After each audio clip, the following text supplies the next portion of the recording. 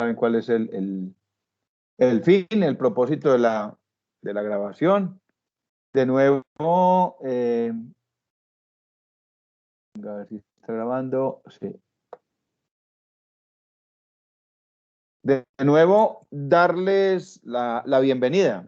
Recuerden que, pues que hace 8 días estábamos dando inicio a la Semana Santa y hace 15 días fue un lunes festivo. Pues desde ese entonces no nos veíamos. De hecho, y como lo hemos mencionado desde el comienzo de este módulo, pues en este módulo, más que transmitir unos conocimientos, es generar unas iniciativas, más que transmitir unos conocimientos técnicos, que lógicamente sí hay unos componentes técnicos en la asignatura. Más que eso, es dejarles a ustedes una iniciativa en cuanto a la importancia de la lectura.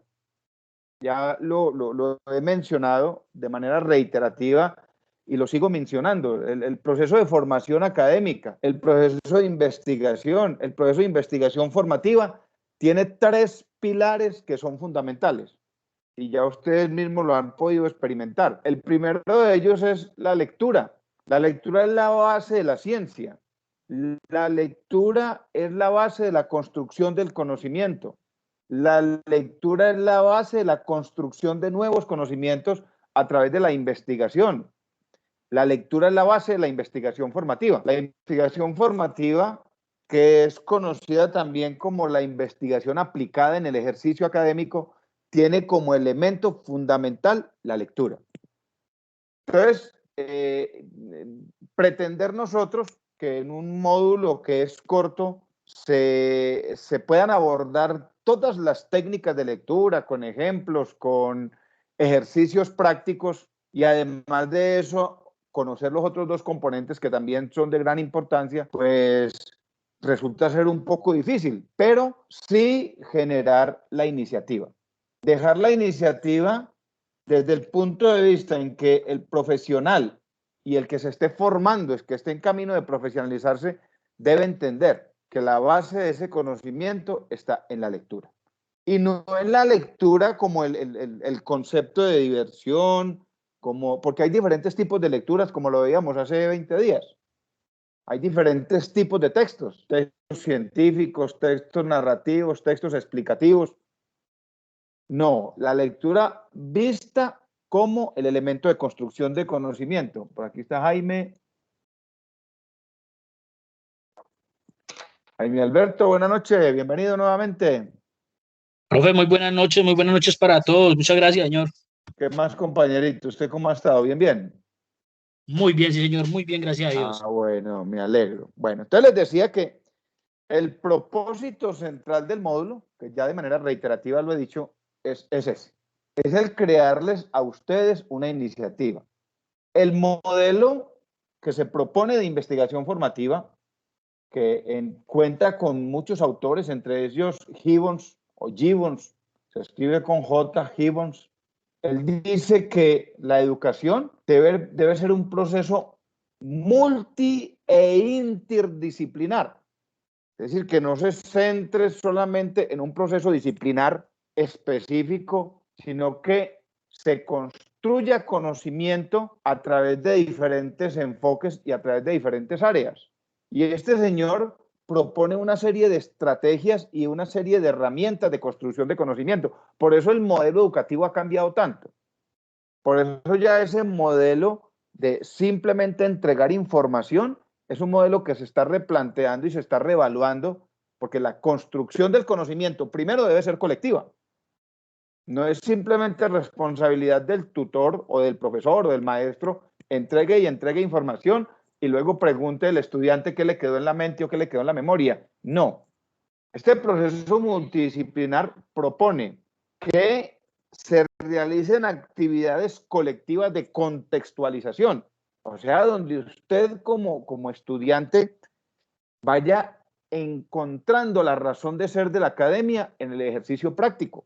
La mayoría de ustedes trabajan y ustedes podrán ir identificando, como estudiantes de administración de empresas, podrán ir identificando en cada una de las organizaciones los diferentes componentes que van abordando desde el punto de vista teórico en la universidad. Por ejemplo, seguramente ustedes ya tuvieron que haber abordado la temática de las teorías y los fundamentos de administración, la teoría clásica, la teoría científica, la teoría humanista, la teoría behaviorista o estructuralista, hasta las nuevas teorías como la teoría de la quinta disciplina, donde la gestión del conocimiento es la base del desarrollo organizacional. Entonces, lo que se busca con estos modelos formativos es que sean ustedes mismos los gestores de la construcción de su propio conocimiento. Y estas herramientas que abordamos acá son herramientas fundamentales, repito, y no me cansaré de repetirlo.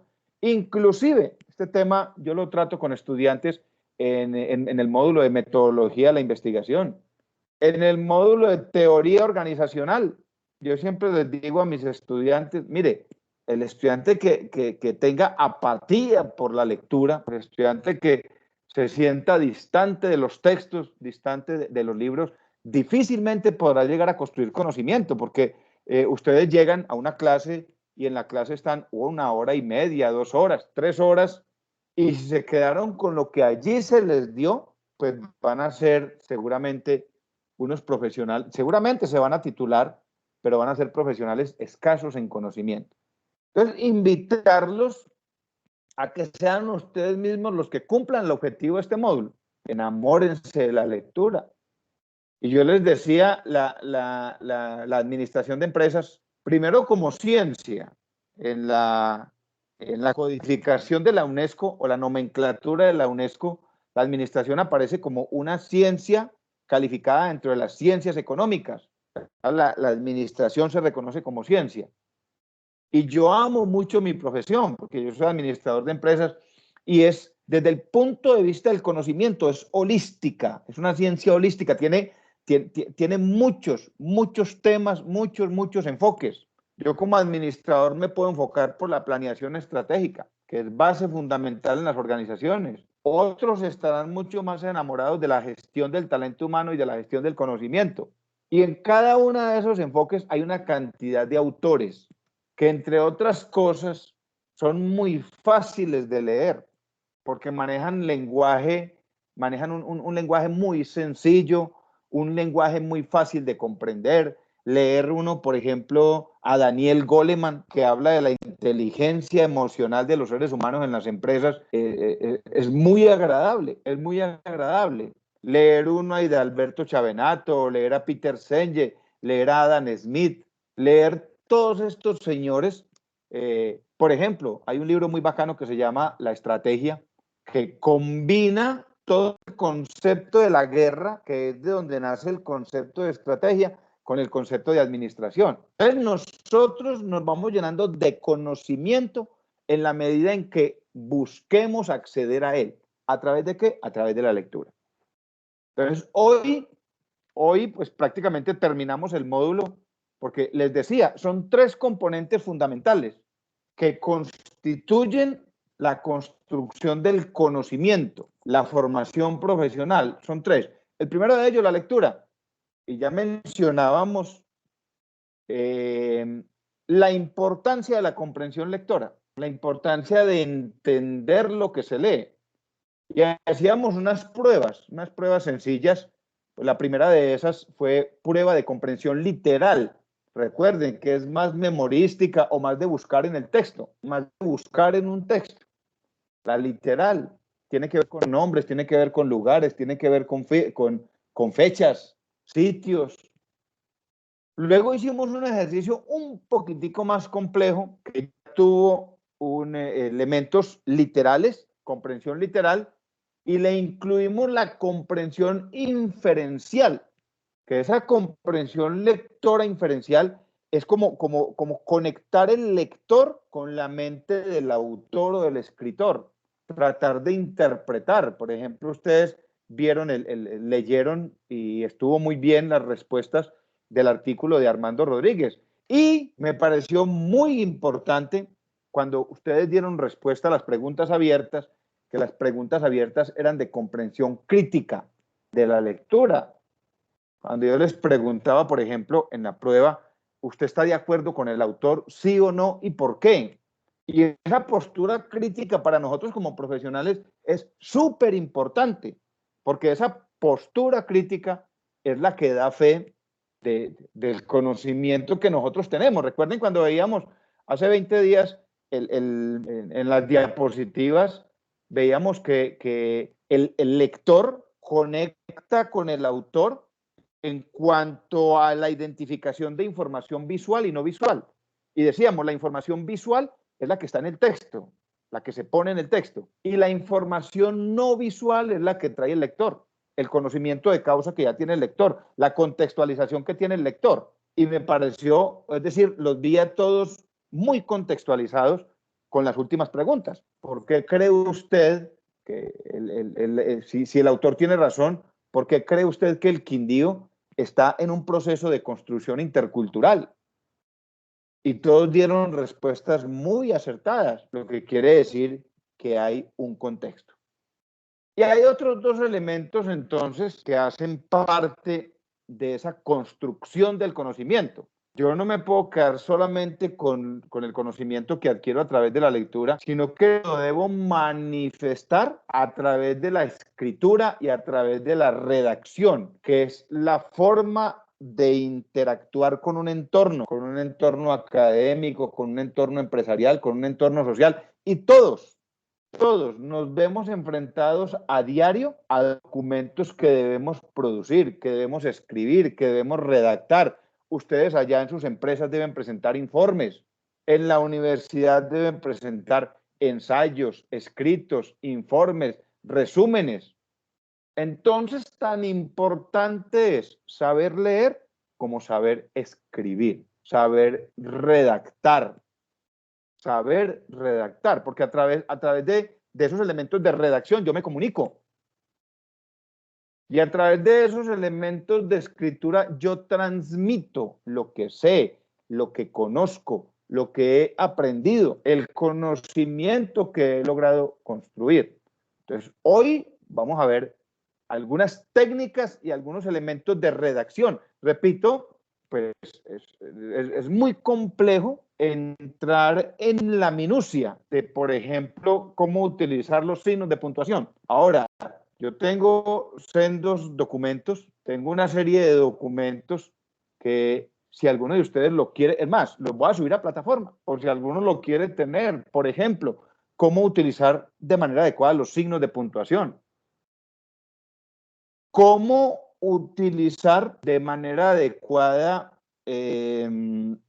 la acentuación y la tilde, que son cosas muy importantes. Elementos ortográficos, ortotipográficos.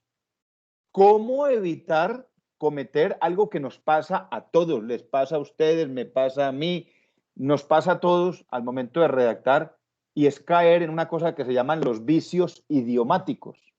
Vicios idiomáticos. A veces, así como hablamos, escribimos. Así como hablamos, lo llevamos. Y más hoy en día, cuando en el manejo de redes sociales nos hemos metido en el cuento de crear unas abreviaturas que no existen. Entonces yo creo que a algunos les ha pasado que para contestarle por allá a un amigo de mucha confianza con una pequeña grosería, no la escriben, sino que le escriben MK y ya el otro entendió. Entonces hemos entrado en ese tipo de circunstancias que nosotros como profesionales tenemos que empezar a evitar. Entonces el segundo componente es la escritura. Y el tercer componente, que es de alguna manera producto de los dos anteriores, es la expresión oral. La expresión oral, la capacidad que tengo para dirigirme a un público, la capacidad, la habilidad y la destreza que tengo para hacerme entender a través de mis palabras, para hacer ponencias. Yo he tenido muchas experiencias en la universidad frente al tema del proyecto de grado. Alguna vez, dos estudiantes de especialización en revisoría fiscal desarrollaron un trabajo casi que perfecto. Diseñaron el balance scorecard, que es un modelo de planeación estratégica y control para Panaca, 2 funcionarias de Panaca. Imagínense ustedes a graduarse como especialistas en revisoría fiscal. Cuando les dije yo, que fui el asesor del proyecto de grado, que ese trabajo era espectacular, que era hermosísimo, que les había quedado súper bien y que ese trabajo lo tenían que sustentar. La sustentación es una ponencia oral frente a un jurado. Pues una niña de esas casi se muere. No, Puerta, yo soy muy mala para hablar en público, si yo tengo que hacer eso, yo mejor renuncio. Y le dije yo, bueno, usted se va a graduar como especialista en revisoría fiscal. ¿Qué va a hacer entonces el día que tenga que rendirle cuentas y presentarle informes a una junta directiva, donde usted sea contratada como revisora fiscal? Porque la ley dice que es el revisor fiscal el que presenta los informes a la junta directiva y no el gerente. Entonces, esas experiencias que son reales, son casos de la vida real, nos tienen que dejar a nosotros una enseñanza. Y son 3 habilidades, 3 destrezas, 3 capacidades, 3 potencialidades que nosotros debemos desarrollar. La capacidad para comprender lo que leemos, la capacidad para comunicar de manera escrita lo que entendemos, lo que conocemos y lo que sabemos, y la capacidad para comunicar de manera oral esos mismos conocimientos, esos 3 componentes. Con ese discurso de político que empezamos hoy, entonces, quiero pedirles un favor bien grande. Hay creo que 2 o 3 compañeritos que no me han subido el segundo parcial, que era un ensayo. Les voy a pedir el favor, si se pueden poner al día hoy o mañana, porque yo tengo plazo hasta el miércoles y el miércoles me cierran la plataforma. Y profe, es muy complicado. Sí, Johan. Yo intenté subirlo, pero no me deja. Lo que pasa es que yo no sé por qué tenía en cuenta que era para el 29, pero mentiras que era para el 27. Listo, Entonces yo no, se lo envié a su tranquilo. correo, pero la plataforma ya está como cerradita, entonces no me deja subirlo. Listo, entonces lo pueden enviar a mi correo. Para no habilitar otra vez plataforma, lo pueden enviar a mi correo. Voy a poner acá nuevamente en el mensaje, aquí en el chat de mensajería, voy a poner nuevamente mi correo. A ver, ¿dónde es que está? Por acá. Listo. Acá voy a poner mi correo para que quienes no me lo han enviado, me lo envíen porfa ahí y yo poder subir la nota. A ver, esto vamos por acá.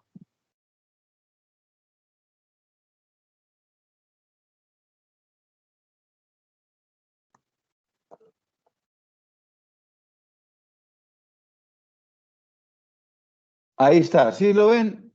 Jorge IPJ45. Jorge IPJ45 @hotmail.com. Entonces, porfa, los que faltan por enviar el documento, el ensayo. Recuerden que era un ensayo que el tema lo escogían ustedes y que digámoslo, la limitante en cuanto al tema era que el tema seleccionado estuviese relacionado con el área de formación académica, o sea, con la administración de empresas. Y yo les di muchas opciones. Les hablé de competitividad, les hablé de gestión del talento humano, les hablé de planeación estratégica, les hablé de la gestión del conocimiento, les hablé de la teoría de la quinta disciplina, del liderazgo.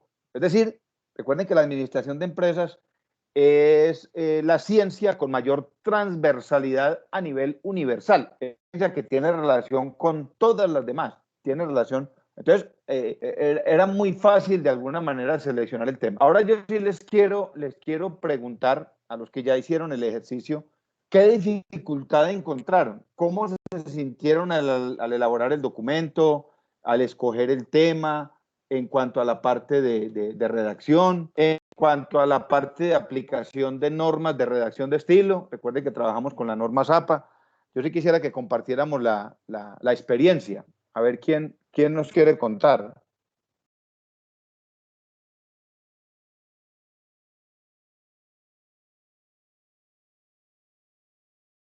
¿Quién dijo yo?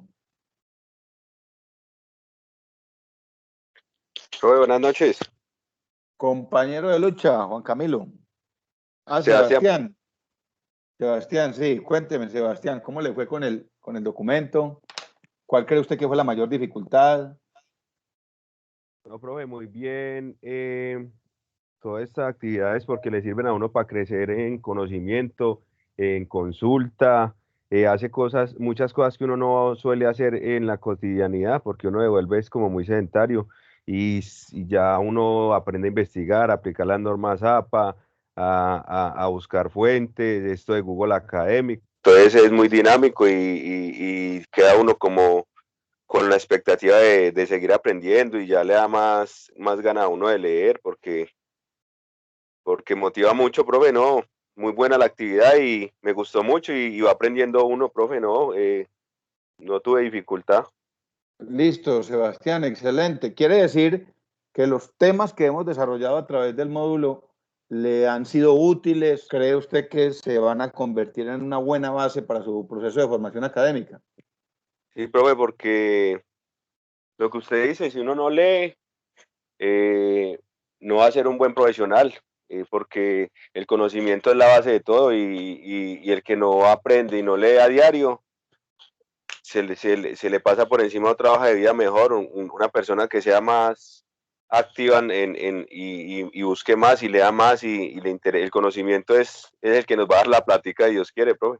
Definitivamente, definitivamente, Sebastián. Y hoy en día se está aplicando la teoría de la gestión del conocimiento, donde más que los títulos son las competencias, más que los títulos son las competencias que la persona logre desarrollar en sí. Las competencias desde todo punto de vista, sus competencias profesionales, es decir, no es solo parecerlo, sino serlo.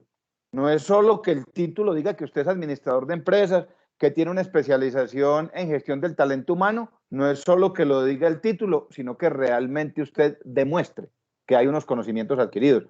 Muchas gracias, Sebas. ¿Alguien más quiere aportar la experiencia vivida con el desarrollo del ensayo? Repito, para los que no lo han subido, entonces sí les ruego el favor de que me lo envíen al correo, puede ser esta noche o mañana, o cualquier cosa, por favor me escriben al WhatsApp. Voy a poner nuevamente acá mi WhatsApp, mi número de teléfono, porque recuerden que después de que la plataforma cierre, nosotros estamos manejando dos plataformas, que es la plataforma Odin y la plataforma Class, que es directamente de Medellín. Y nosotros tenemos unas fechas de corte.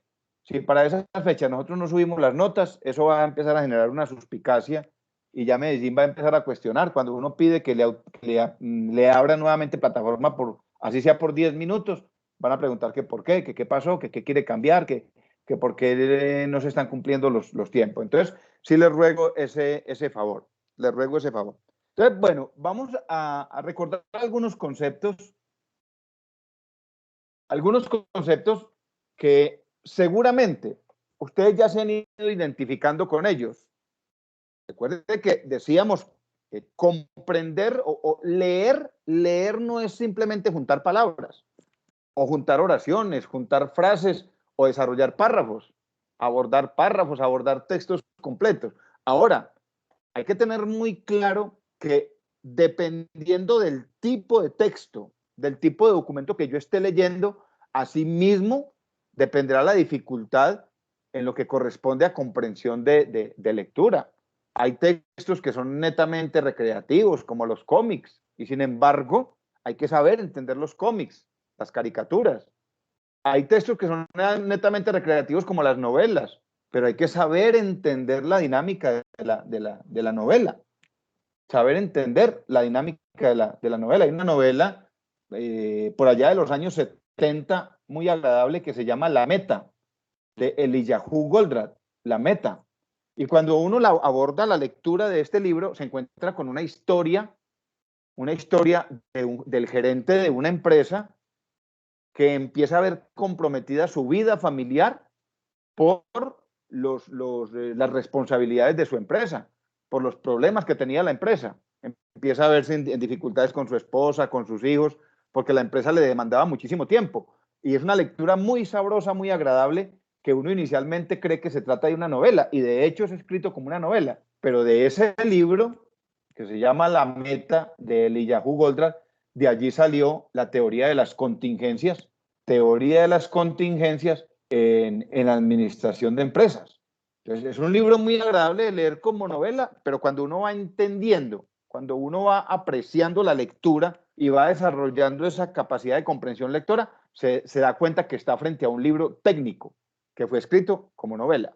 Ahora, hay libros mucho más complejos de leer. Por ejemplo, en administración de empresas, las teorías de la prospectiva, la planeación estratégica prospectiva, pues es un poquito más complejo porque habla de estrategias, porque habla de herramientas para medir el futuro, para identificar el futuro estratégico de una organización, pero no es complejo. Lógicamente, habrán otras ciencias donde la lectura es mucho más compleja. Por ejemplo, leer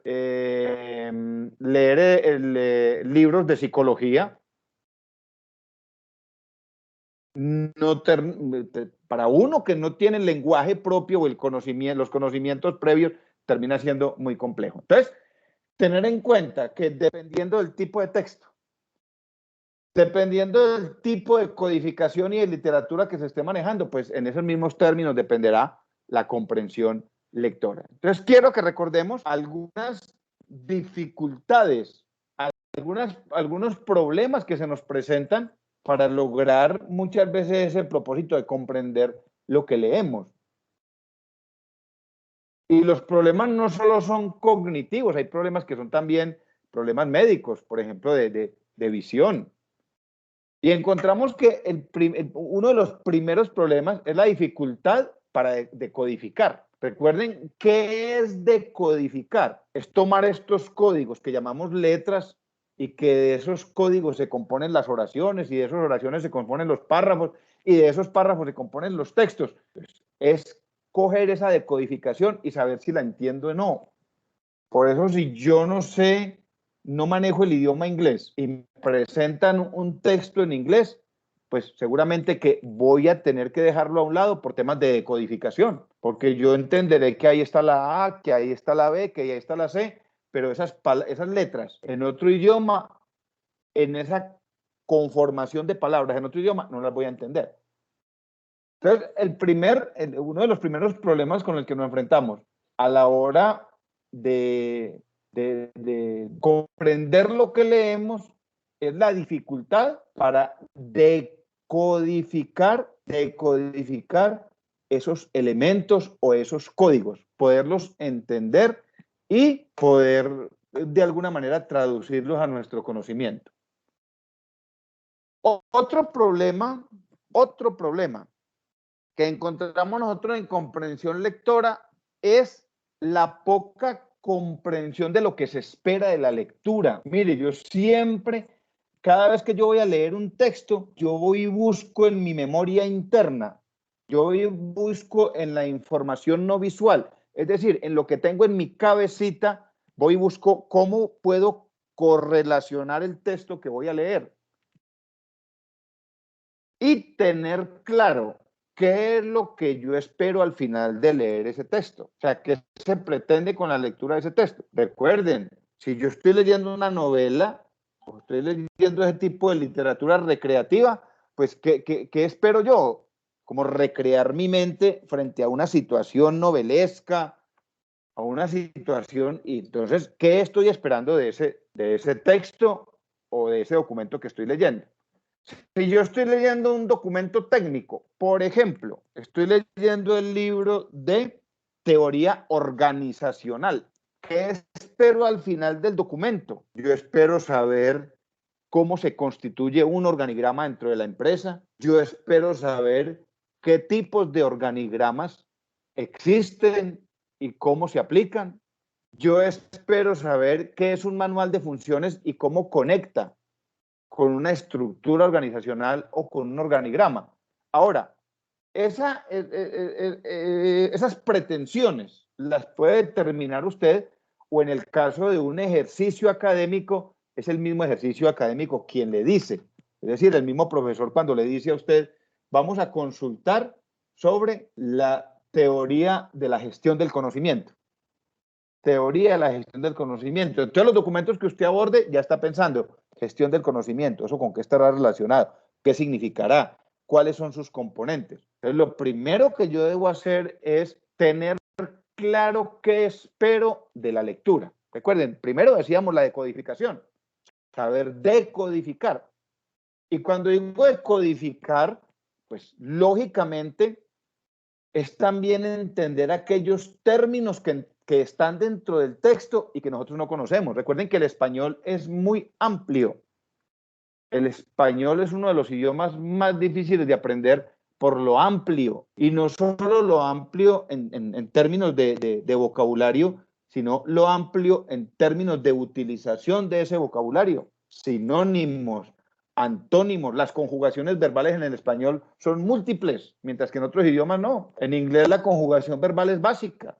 En español nosotros tenemos el pasado, el presente, el futuro, el pretérito, pluscuamperfecto, una cantidad de cosas, y nos encontramos a veces con unos códigos que no entendemos, es decir, con palabras que para nosotros no son conocidas. Entonces, lo primero, la decodificación, que yo conozca y entienda cada una de las palabras. Y ojo, compañeros de lucha, nunca pasemos por encima de un término que no conocemos.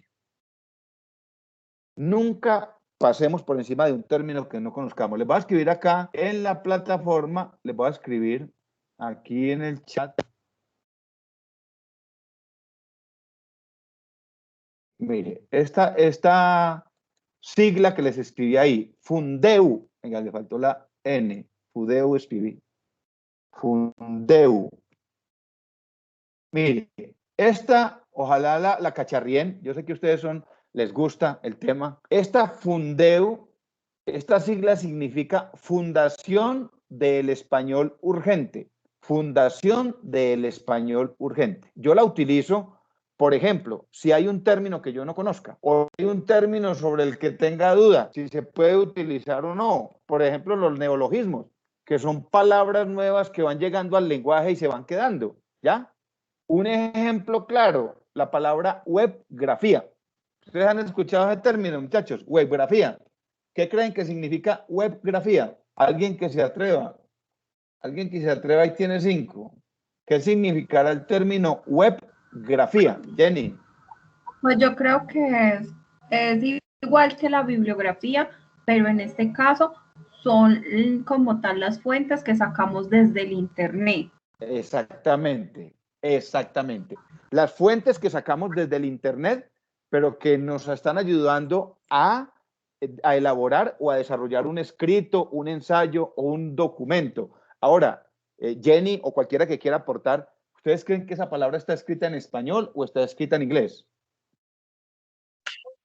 Español. Las dos. ¿Qué dice Jenny? Las dos. Las dos, profe. ¿Qué dice Diana? Las dos.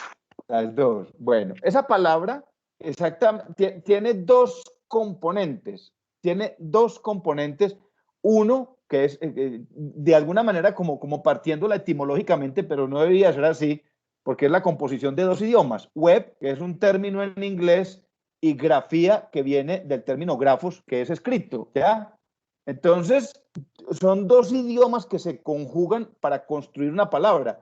Esa palabra no existe en el diccionario de la Real Academia de la Lengua, no existe. Entonces yo me fui a Fundeu. Si ustedes buscan en internet ahora, van a encontrar Fundeu, Fundación del Español Urgente. Yo ahí puedo buscar, puedo consultar cualquier duda que tenga. Entonces yo mandé esta palabrita, webgrafía, y de inmediato me respondieron. La palabra webgrafía no existe en el diccionario de la Real Academia de la Lengua, pero su uso se volvió tan recurrente, o sea, todo el mundo la empezó a utilizar, que hoy en día es aceptada en el español como un neologismo, o sea, como una nueva palabra construida a través de otras, inclusive a través de dos idiomas que se unen para crear una nueva palabra, neologismo. Y así encontramos muchos. Por ejemplo, resetear, reset con una conjugación verbal. Cuando reset es un término en inglés y la conjugación verbal en infinitivo ar, er, ir es para el español, pero también es un neologismo que de alguna manera fue haciendo tanta carrera y fue haciendo tanto curso que logró una aceptación. Entonces copien esa palabrita por ahí, Fundeu, para que consulten por ahí de vez en cuando palabritas, términos, codificaciones sobre las cuales no tengamos claro. El que yo estaba por aquí, busquemos, listo, donde estaba paradito ahora que no les estaba mostrando las diapositivas. Listo, ahí están viendo la diapositiva de problemas de comprensión lectora, ¿cierto? Sí, señor. Listo. Entonces, primero decíamos la decodificación. Y les doy ahí la página de Fundeu para que cuando tengan dudas con algún término, repito, el español es muy, muy amplio, muy amplio. Y uno puede encontrar una palabra totalmente desconocida. Y cuando vamos y la buscamos en el diccionario de la Real Academia de la Lengua o en un diccionario de sinónimos y antónimos, nos damos cuenta que esa palabra significaba algo que nosotros ya conocemos, pero que el autor la quiso utilizar con en ese contexto. Luego decíamos que para hacer una muy buena comprensión lectora, yo tengo que saber medianamente qué espero del texto, qué espero de esa lectura que estoy haciendo. O sea, estar como un poco preparado con la información no visual, la que yo ya tengo en mi cabecita, para poder desarrollar una muy buena lectura. Otro problema que esa también nos sucede a todos, es la escasez de vocabulario, la escasez se llama pobreza léxica o escasez de vocabulario. Y por eso es tan importante contar o con el diccionario de la Real Academia de la Lengua o pues hoy en día a través de la internet tenemos muchas posibilidades de consultar y de enriquecer nuestro vocabulario. Esa pobreza de vocabulario nos limita muchísimo, no solo en la lectura, sino también en la escritura. A veces nos sucede cuando estamos redactando un documento que en el primer párrafo o en el segundo como que quedamos bloqueados, quedamos quemados, porque ya como que no encontramos nada más que decir. Pues eso obedece a la falta de información no visual, a la falta de conocimiento sobre el tema y a la escasez léxica o pobreza de vocabulario. Otro problema en lo que corresponde a la comprensión lectora son los pocos conocimientos que tenemos sobre el tema. Por eso, compañeros de lucha, por eso no hay que esperar a que los profesores nos pongan a leer. No hay que esperar a que los profesores nos pongan a hacer ensayos. No hay que esperar a que sea la universidad la que nos esté exigiendo para cualquier situación de evaluación académica la lectura. No. Hoy en día, y como lo decía Sebastián ahora, con el tema de las bases de datos, por aquí hay alguien que quiere ingresar. Eso. Con el tema de las bases de datos, tenemos la lectura a la mano, no es como en mi época. En mi época tenía que salir uno a comprar los libros, que eran costosísimos, o irse horas enteras a la universidad, a la biblioteca de la universidad, a que le prestaran el libro por media hora, por una hora. A veces cuando encontraba unos libros con 3, 4 volúmenes en la biblioteca, se lo prestaban por 8 días para allá, para la casa, y le hacían seguimiento. Hoy en día ustedes no se ven enfrentados y abocados a esas situaciones porque contamos con la herramienta de mayor expresión democrática que es el Internet. Simplemente es saber utilizar las bases de datos y saber llegar a la información e ir construyendo conocimiento a través de la lectura. Yo les dejo ahí la iniciativa de cómo acceder a esas bases de datos que son tan importantes. Otro problema bastante serio en tema de comprensión lectora es el poco interés por el tema que se selecciona. Yo por eso, la evaluación que yo siempre hago en estos módulos, que todos son humanidades, es pedirle al estudiante que lea y escriba. Pero yo no lo sujeto ni lo limito a una temática en especial, salvo salvo que esté dictando un módulo como, por ejemplo, alta gerencia, o que esté dictando un módulo como teoría organizacional, que son específicos, pero cuando yo abordo esta temática, yo le digo al estudiante, mire, hágase un ensayo. La única condición es que esté enmarcado en el tema o en el área de formación académica. De ahí escoja usted el tema. Porque eso le va a permitir a cada uno de ustedes generar mayor interés. Repito, yo por ejemplo, yo soy administrador de empresas, pero tengo un enfoque muy humanista. A mí me fascina todo lo que tiene que ver con la gestión del talento humano, la gestión del conocimiento y la planeación estratégica. Otros dirán, no, a mí me gusta más la parte de administración financiera. O me gusta más la parte de dirección y de mando medio. Bueno, entonces cada uno escoge su tema y eso lógicamente le va a generar mayor interés. Entonces uno de los problemas que se presenta a la hora de entender lo que se lee es qué tanto nos gusta el tema, qué tanto nos interesa o qué tan distantes nos sentimos de él.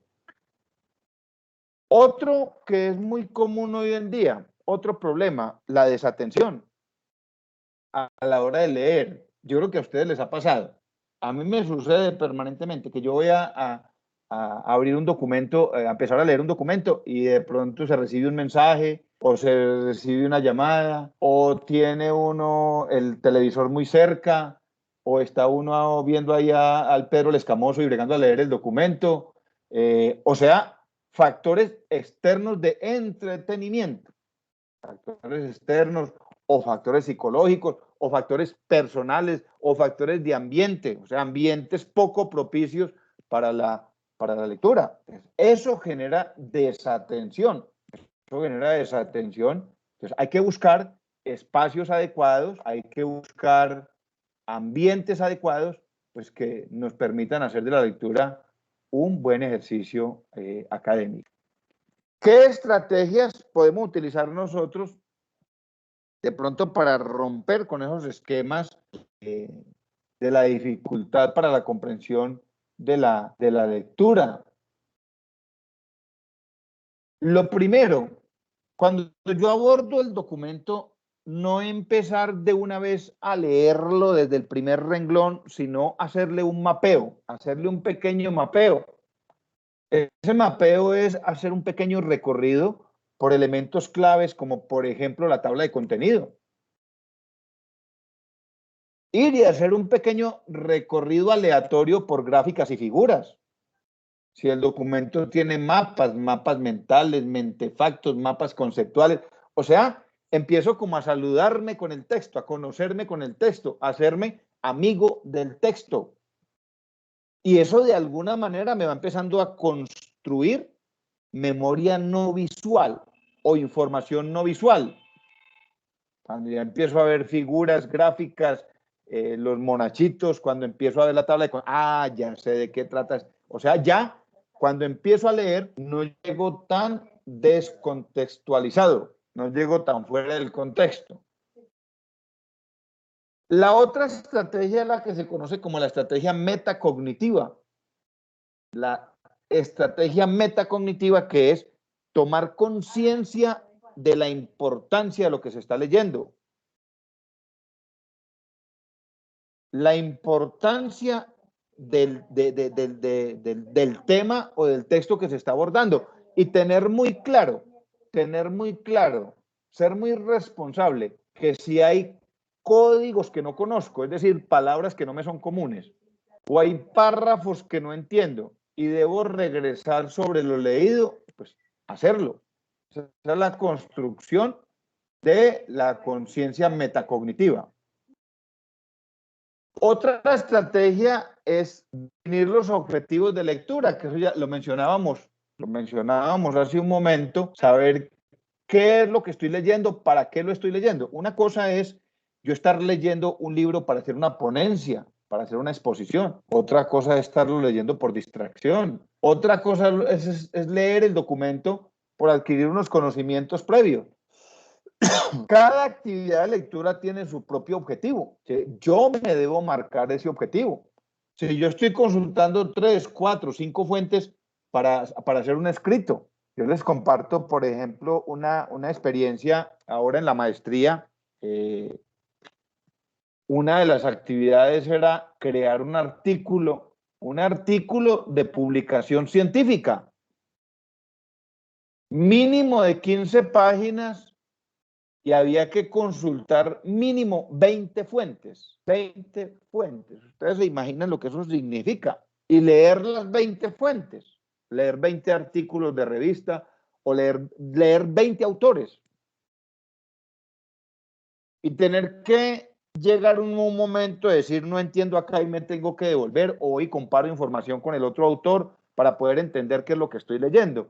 Entonces, tener muy claro para qué estoy leyendo, qué objetivo estoy desarrollando al momento de leer el texto o el documento.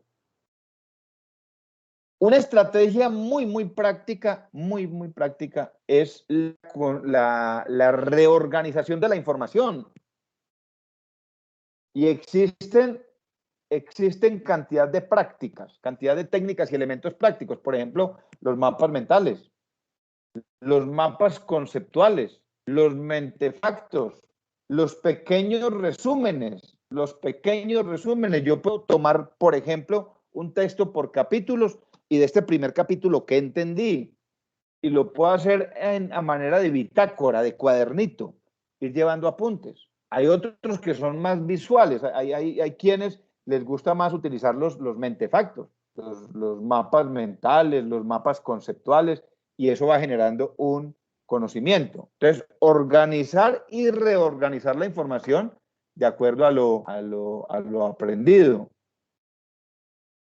Otra estrategia es sintetizar la información, o sea, focalizar, extrayendo del texto las ideas principales, las ideas secundarias, las ideas que sustentan la idea principal, o sea, saber identificar dentro del texto cada uno de esos componentes, porque una persona cuando escribe un texto la escribe con un objetivo, la escribe con un fin, y ese texto plasma una idea principal que se va a ir desarrollando a través de ideas secundarias, que las vemos plasmadas en las diferentes oraciones, en los diferentes párrafos. Otra estrategia es verificación de hipótesis de acuerdo a los conocimientos que tengamos cada uno de nosotros. ¿Ya? Porque, a ver, yo me puedo encontrar con un ensayo o con un documento escrito por alguien y resulta que lo que yo sé del tema nada tiene que ver con lo que el señor está diciendo. O sea, no podemos dar por sentado que todo lo que leemos es totalmente cierto. Recuerden que uno de los principios de la formación académica es la duda. Uno de los principios básicos de la investigación formativa es la duda. Uno como educando, uno como estudiante, permanentemente tiene que estar dudando y no debe dar por cierto o por sentado que lo que el profesor está diciendo o que lo que el autor de un libro está diciendo es totalmente cierto. Por eso es tan importante confrontar fuentes.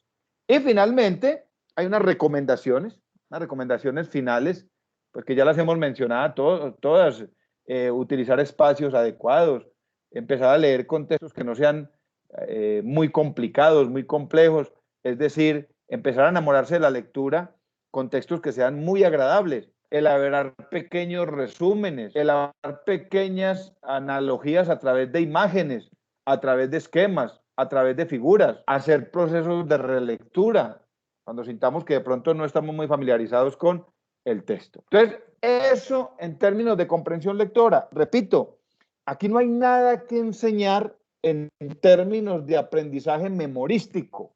Esto solamente se logra a través de la práctica.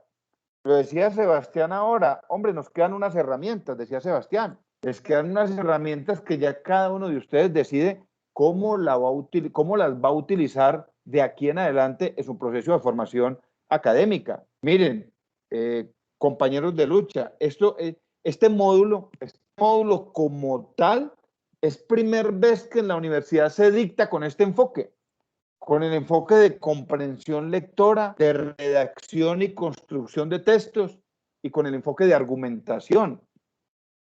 Porque la universidad se dio cuenta, desde el área de humanidades, se dio cuenta que tenemos, y me incluyo dentro del paquete, tenemos grandes dificultades a la hora de redactar.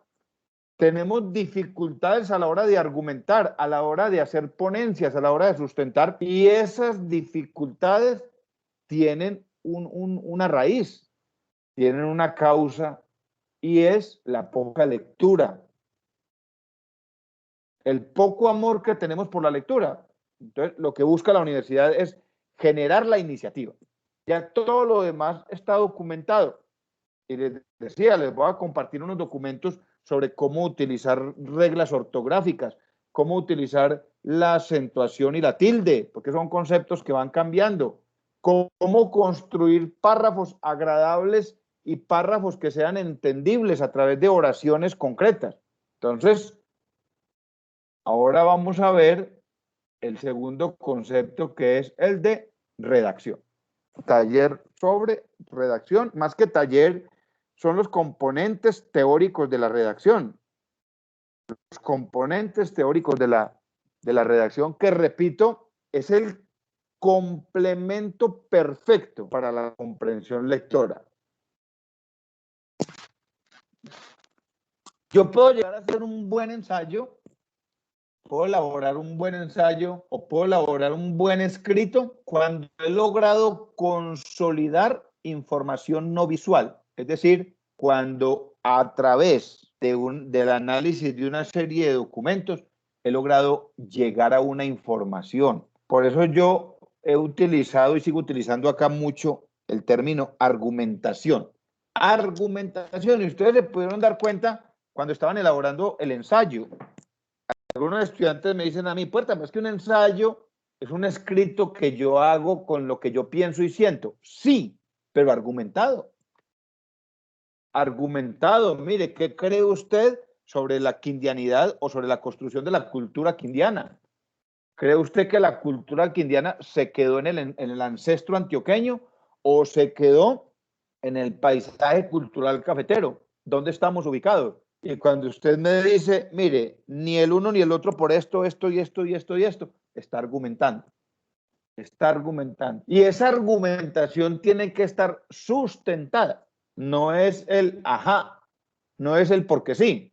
No, debe haber una sustentación. Y esa argumentación y la sustentación, recuerden, la dan la lectura. Definimos entonces, alguien que me confirme, están viendo ahí ya las nuevas diapositivas sobre redacción. Sí, señor. Listo, Sí, profe. muchas gracias. Bueno, perfecto, muchachos.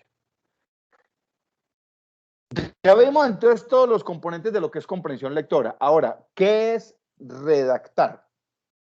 ¿Qué es redactar? Es transmitir un mensaje a través de la escritura. Es el acto de componer textos escritos, utilizando la expresión verbal escrita. A través de la redacción, lo que se busca es transmitir una idea, transmitir un mensaje, transmitir un concepto, transmitir una información, un sentimiento, transmitir información en general. Es decir, lo que busca la redacción es generar comunicación. Y ahora 15 días leíamos por ahí una frase muy bacana que decía que de todos los inventos técnicos y tecnológicos que ha tenido la humanidad, el mejor invento ha sido la escritura y el libro.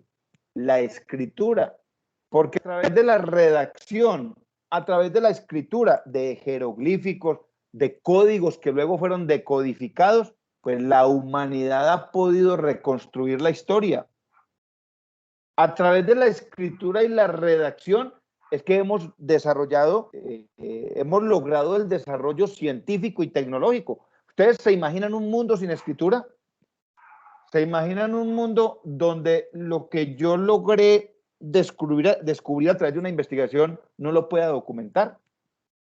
Entonces, lo que busca la escritura y la redacción es precisamente comunicar a través de un lenguaje que es el lenguaje escrito.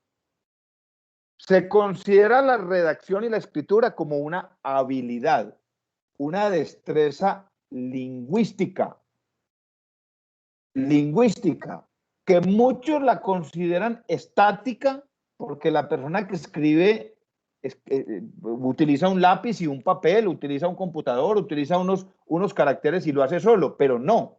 La escritura es considerada una actividad dinámica. Dinámica primero porque quien escribe debe organizar sus ideas antes de plasmarlas en un papel. Debe ampliar el espectro de su conocimiento. Se debe documentar. Y dinámica porque intervienen los tres componentes de la comunicación. A ver si alguno de ustedes recuerda cuáles son los tres componentes de la comunicación. Si la vieron por allá en el colegio, ¿recuerdan? En una comunicación intervienen ¿quiénes? Primero, el emisor. ¿Quién más? El receptor. Un receptor. Exactamente. Entonces está el emisor, que en este caso es quien escribe. Luego, el canal, que es el medio por el cual ese emisor llega hasta el tercer componente, que es el receptor. Entonces, se reconoce la escritura primero como una destreza o como una habilidad lingüística para expresar a través de un documento escrito unos conocimientos, unas experiencias, unos sentimientos, una información. Y se le considera dinámica porque tiene los tres componentes de la comunicación. El emisor, que es quien escribe, el canal, que es el documento escrito, el libro, el texto, sea físico, virtual, y finalmente la persona o el individuo a quien llegará ese mensaje o los individuos que son los receptores. Ahora, además de esa capacidad lingüística o esa habilidad lingüística, pues tiene que ver con el uso de la ortografía, con el uso de la tilde, con el uso de normas de redacción de estilo, capacidad lingüística, para que haya una muy buena comunicación a través del lenguaje escrito. Además de la habilidad lingüística, el escritor deberá tener o deberá demostrar conocimientos sobre el tema que está abordando y sobre el tema que está escribiendo. Escritura, capacidad lingüística. La redacción se debe dar, o la producción escrita se debe dar a través de unas fases, a través de unas etapas, a través de unos pasos. Normalmente son 4 fases para lograr una buena elaboración de un documento. Puerta, pero es que para un ensayo de una página, sí, para un ensayo de una página, para un ensayo de media página, para un documento corto, para un documento extenso, para un documento largo. Yo acabo de terminar un curso sobre corrección de estilo y nos decía el profesor, uno le hace corrección de estilo a un libro de 1000 páginas y a una tarjeta de invitación que tiene 10, 15 palabras.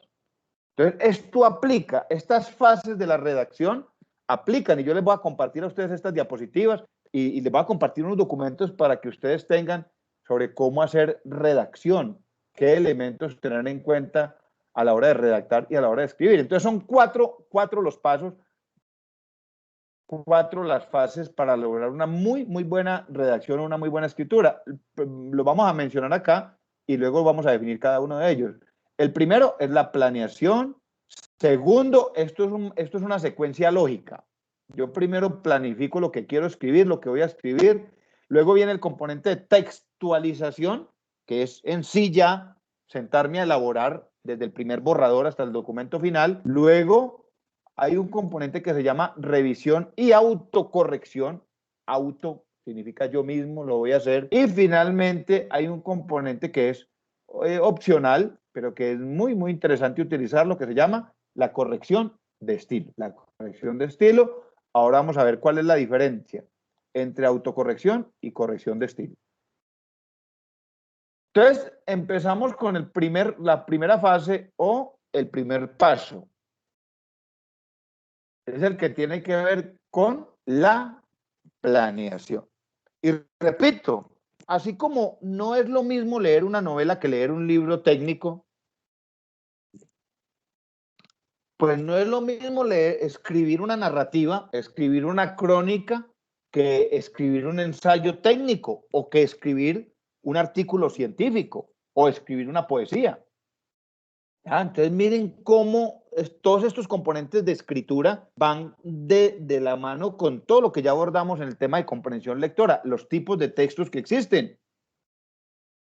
Si yo voy a escribir un poema, pues el ambiente deberá ser el de las musas, el de las odas inspiradoras, mientras que si voy a escribir un documento técnico, por ejemplo, un documento administrativo, un informe administrativo en la empresa, es muy diferente. O si va a hacer un ejercicio académico de un artículo científico, un artículo para publicar o un ensayo para presentar en un módulo, es muy diferente. Entonces, esa etapa de planeación lo que me permite a mí es definir qué técnica voy a utilizar. ¿Qué técnica voy a utilizar? No solo en la parte de escritura, sino en la parte de consolidación de la información. En esa parte de planeación es definir el propósito del texto. Y en el propósito del texto, yo debo tener claro si el texto es para mi empresa, si el texto es para mi universidad, porque es un trabajo de la universidad, o si es una carta de amor que le voy a escribir una carta que le voy a enviar a mi madre. Entonces, lo primero en la etapa de planificación es definir el propósito del texto.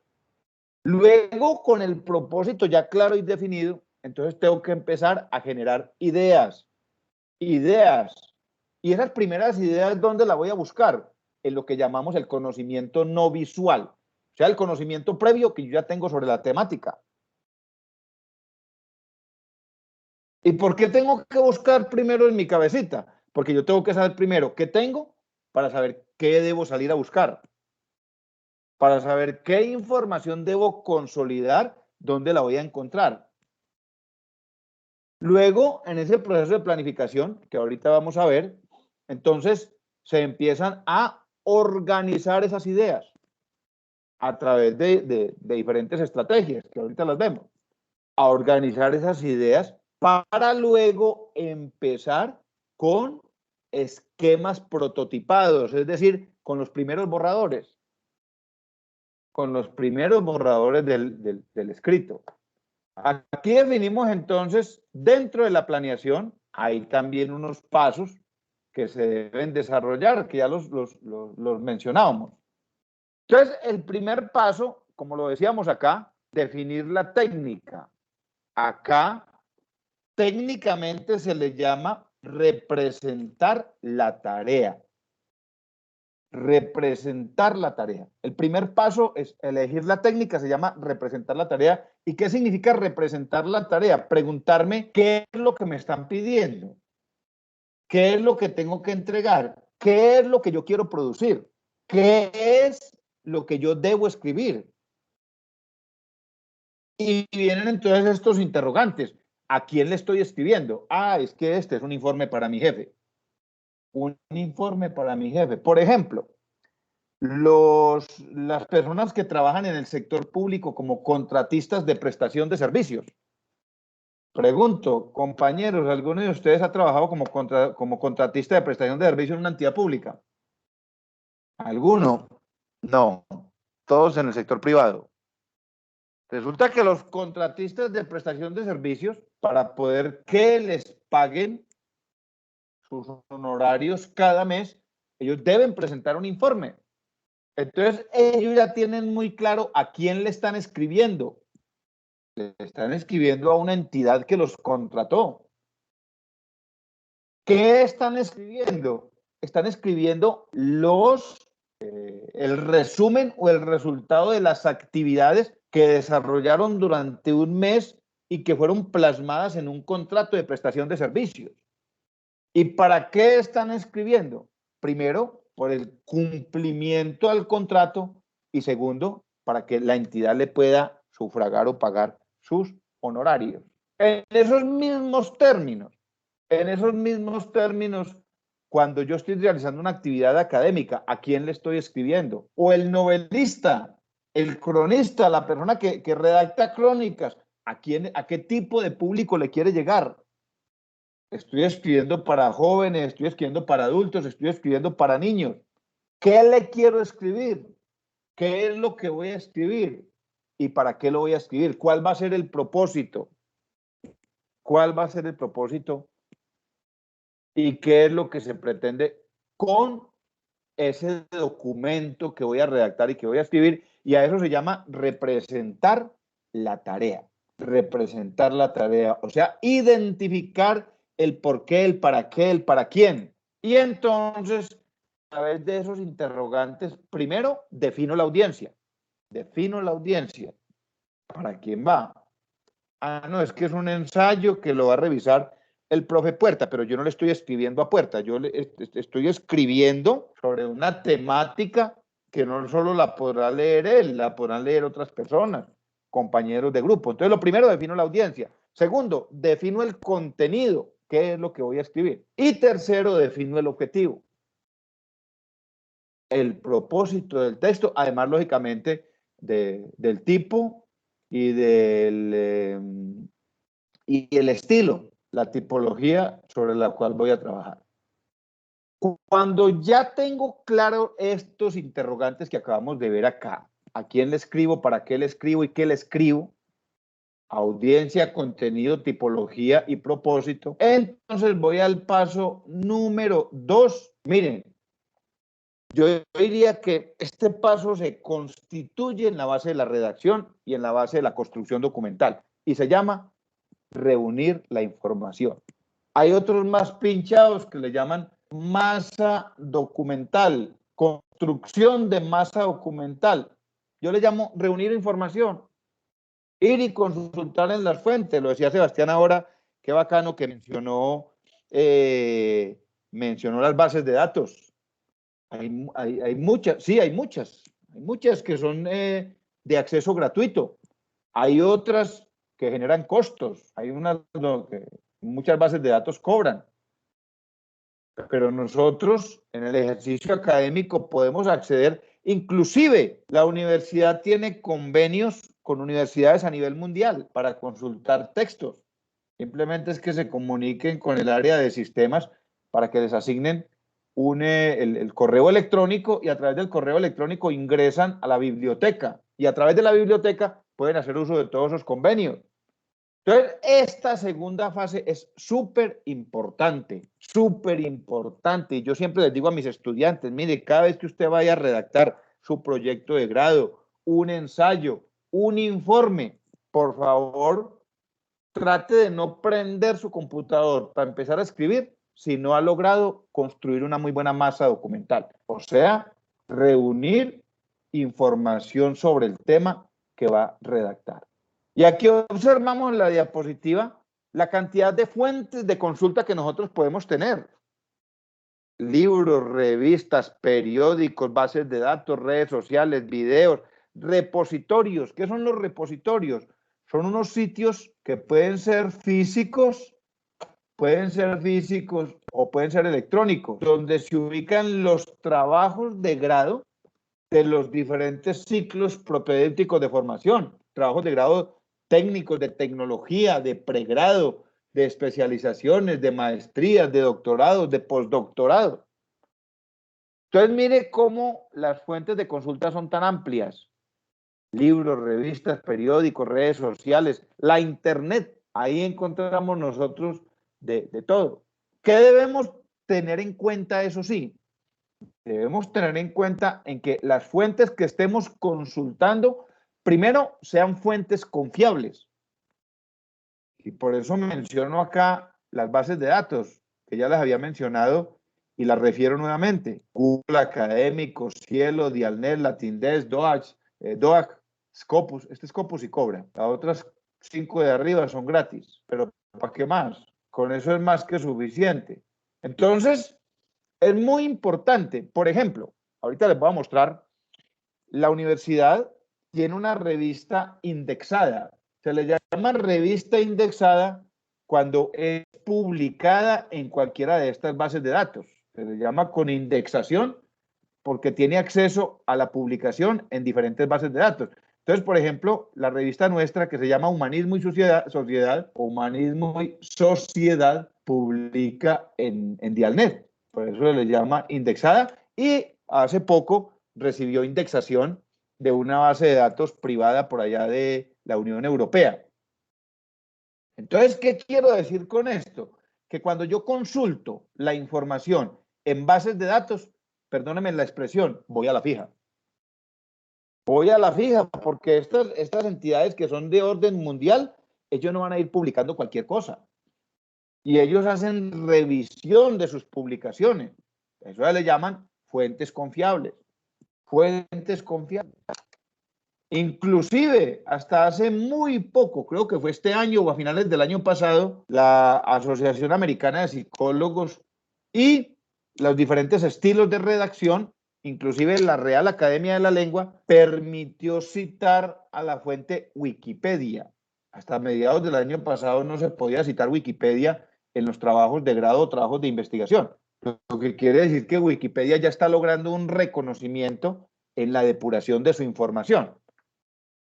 Luego, entonces, de consultar las fuentes, de tener la información, entonces, el paso final en el análisis documental y de información es clasificar y seleccionar esa información. Yo les decía, por ejemplo, yo voy a construir un ensayo de 5 o 6 páginas. Yo consulto 10, 15 fuentes y las empiezo a depurar.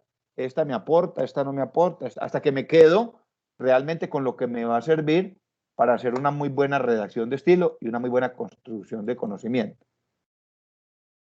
Existen diferentes métodos. Aquí menciono algunos, poquitos, para generar ideas, para consolidarlas y para organizar las ideas. Hay uno que es la famosa bitácora. Se le llama bitácora, cuaderno de campo o escritura automática simple. ¿Qué significa eso? Que voy tomando notica en un cuaderno de las ideas. Idea principal, inclusive voy tomando ideas con documentos y con autores.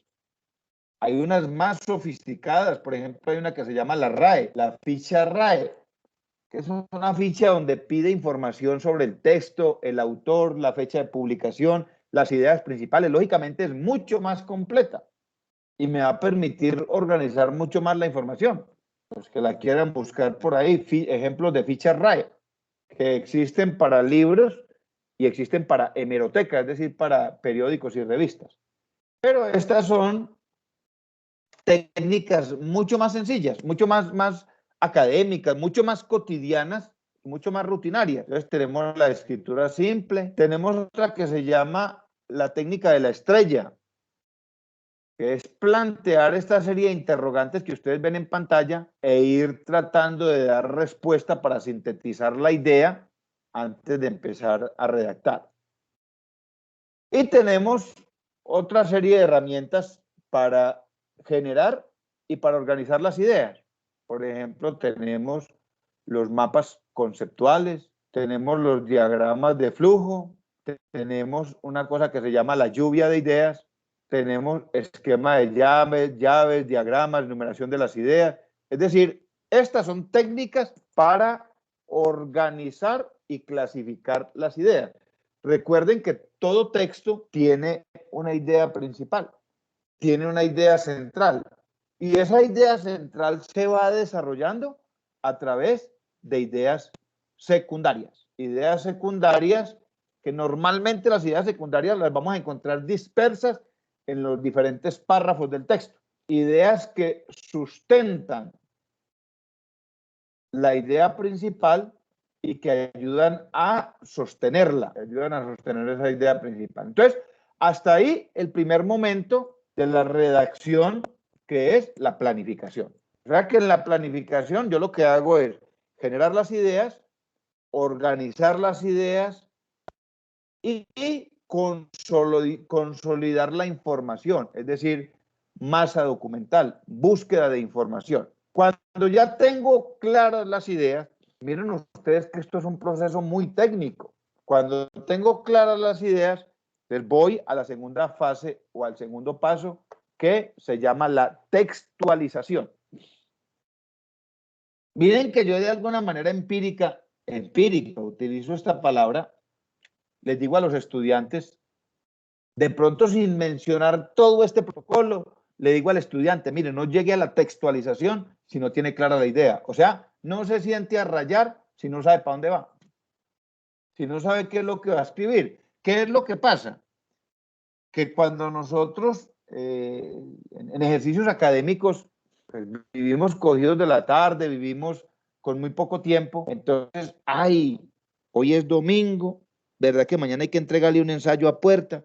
Venga a ver, prendamos el computador y empecemos a rayar. Eso genera angustia, entre otras cosas. Genera angustia porque uno dice, bueno, ¿y qué más escribo ahí? ¿Qué más pongo ahí? Entonces, antes de llegar a la construcción del producto, antes de llegar a este paso que se llama textualización, que no significa otra cosa que construcción del texto, pues antes de eso debo consolidar la información y definir la idea central y las ideas sobre las cuales me voy a apoyar para la redacción.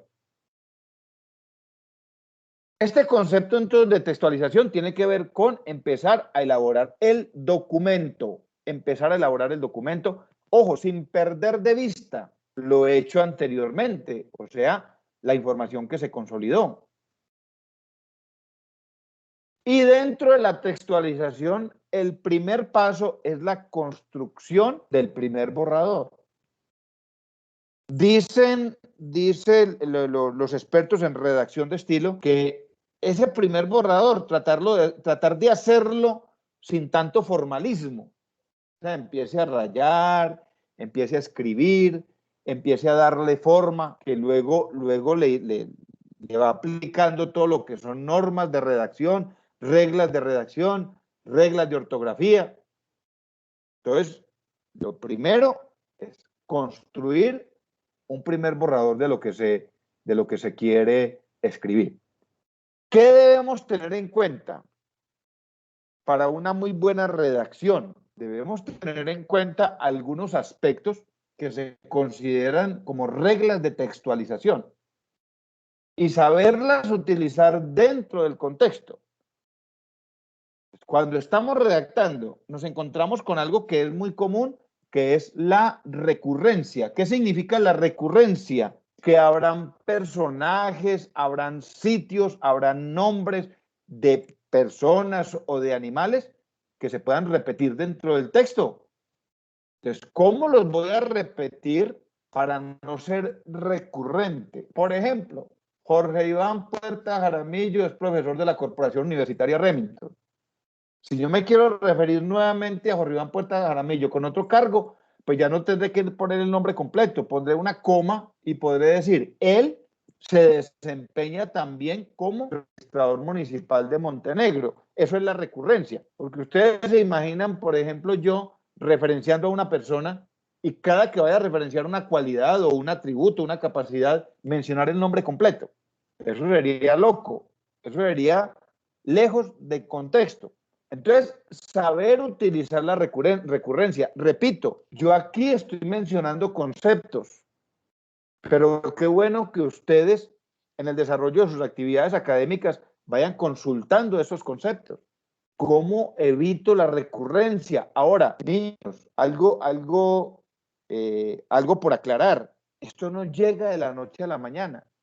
Esto es un proceso que se construye, pero que hay que empezar a construirlo. Esa habilidad lingüística para comunicarnos a través de textos escritos. Entonces, primera regla o primera norma, o una de las tantas, no es ni la primera ni la última, es la recurrencia.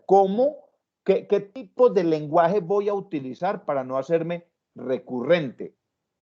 Para no caer en el vicio idiomático, llamémoslo así, de la recurrencia. Otro elemento que debemos tener en cuenta es la progresión. La progresión. Recuerden que en términos literarios, las oraciones se componen de palabras y los párrafos se componen de oraciones. Lógicamente, los textos se componen de párrafos. Es decir, hay una secuencia lógica: palabra, oración, párrafo, texto. ¿Qué significa este componente de progresión? Que en la medida en que se van redactando los párrafos, en la medida en que las palabras se convierten en oraciones, las oraciones se convierten en párrafos y los párrafos se convierten en textos, yo debo identificar una progresión temática. Una progresión temática. ¿Qué significa eso? Que en la medida en que yo voy avanzando en el texto, debo ir incluyendo información nueva. Voy progresando para que mi redacción no se convierta como un corcho en un remolino. Y se lo voy a explicar con un ejemplo claro. Cuando nosotros nos sentamos a redactar sin haber consolidado la información, sin haber validado la información, puede que el primer párrafo nos quede bien redactado, nos quede bonito, inclusive puede que el segundo, pero a partir del tercero ya no tenemos nada más que aportarle al documento y nos vamos a volver recurrentes y vamos a empezar a patinar sobre lo dicho. O sea, vamos a empezar nosotros a autoplagiarnos, a tratar de decir en el tercer párrafo lo que dijimos en el primero, pero de una manera diferente, porque ya no tenemos más información. Entonces, este componente o esta norma o esta regla de redacción y textualización dice que hay que buscar que cada párrafo que se anexe al texto, cada oración que se anexe al párrafo esté aportando nuevos componentes a la escritura. A eso se le llama, en textualización, se le llama progresión. Otro componente, otro elemento de gran importancia a la hora de redactar es el uso adecuado de los conectores. Ustedes se imaginan una redacción sin conectores. Discurso utiliza lenguaje escrito, oral, sirve explicar, ejemplificar, justificar, contrastar. ¿Se imaginan ustedes una redacción sin el la, los? ¿Se imaginan una redacción sin ese tipo de componentes que le dan coherencia? La Y. Aquí mi esposa, que es experta en el tema, me está recordando cuáles son los otros. Entonces, saber utilizar en el momento adecuado. Ahora, los conectores no son solo los que le acabo de mencionar. Pueden ser adverbios, locuciones, adverbios de tiempo, modo, lugar, locuciones, locuciones adverbiales, preposiciones, conjunciones. Saber ¿dónde y en qué momento se deben utilizar los conectores? Tener en cuenta que, ya lo había mencionado, lo recuerdo acá, que la oración se convierte en una unidad básica gramatical de información. Se convierte en una unidad básica gramatical de información. Por eso las oraciones no pueden quedar mochas. Oiga, estoy viendo aquí a mi perrito que me lo vacunaron hoy, está todo achantado. Venga para acá hoy. Entonces, la oración gramatical es una unidad básica y debe tener los componentes gramaticales que son el sujeto, el predicado. Debe llevar un verbo. Y esa oración o esa unidad gramatical debe tener un sentido completo y una autonomía sintáctica. Debe tener un sentido, es decir, yo la oración no la puedo dejar mocha, porque es que esa oración es la que me va a dar, me va a permitir darle sentido al párrafo. Esas oraciones completas que tienen el sujeto, el predicado, el verbo. Esa oración bien definida es la que me va a permitir que el párrafo tenga sentido. Ahora, tener muy claro cuáles son los tipos de oraciones que existen, que las identificamos en los textos. Vamos a encontrar nosotros en cualquier escrito oraciones interrogativas, las que buscan, como su nombre lo indica, averiguar algo, averiguar el chisme. Las oraciones enunciativas, que lo que buscan es afirmar, negar o poner en duda algo, por eso se llaman enunciativas y las identificamos como afirmativas, negativas o dubitativas. Afirman, niegan o ponen en duda una situación. Ya ustedes de manera práctica podrán buscar muchos ejemplos sobre cada una de ellas. Tenemos los tipos de oraciones imperativas, que también se llaman exhortativas porque invitan o dan la orden de algo. Oraciones imperativas o exhortativas porque mandan, ordenan, ruegan, aconsejan o invitan a algo a través de la exhortación o la súplica. Tenemos las oraciones desiderativas, que son las que expresan un deseo del escritor. Ojalá que muy pronto se podrá resolver la situación que estamos viviendo, una oración desiderativa. Y por su estructura encontramos también oraciones simples o también encontramos oraciones compuestas. Las simples, pues son aquellas que tienen el sujeto y el predicado, y las compuestas son aquellas que además de esa estructura básica de sujeto y predicado tienen una proposición. Esto lo podrán ver ustedes de acuerdo a su interés, ya con ejemplos muy claros. Repito, esta temática les va a poder a ustedes permitir desarrollar esa habilidad lingüística de comunicación escrita. Comunicación escrita. Tenemos entonces, como ya lo habíamos mencionado antes, la unidad básica en la redacción son las oraciones, lógicamente. Y es una unidad básica porque es la que empieza a tener sentido. La palabra tiene un significado que está en el diccionario de la Real Academia, un significado, pero lo que le da verdadero sentido a esa unión de palabras es la oración, que es donde encontramos la coherencia. Y esa oración, esas oraciones o ese conjunto de oraciones que van acompañados de signos de puntuación en términos ortográficos, son las que nos permiten construir los párrafos. Un párrafo dentro del texto es muy fácil de identificar, muy fácil de reconocer o identificar, porque normalmente empieza con una letra mayúscula y como ustedes pudieron ver en la elaboración del ensayo, en normas APA, los párrafos en normas APA, en APA, porque no en todas. En normas APA, los párrafos empiezan con una sangría. Entonces, va una sangría, va una letra mayúscula y los párrafos terminan con un punto y aparte o punto aparte, lo que llamamos punto aparte. Ahí identificamos nosotros una estructura a la que llamamos párrafo.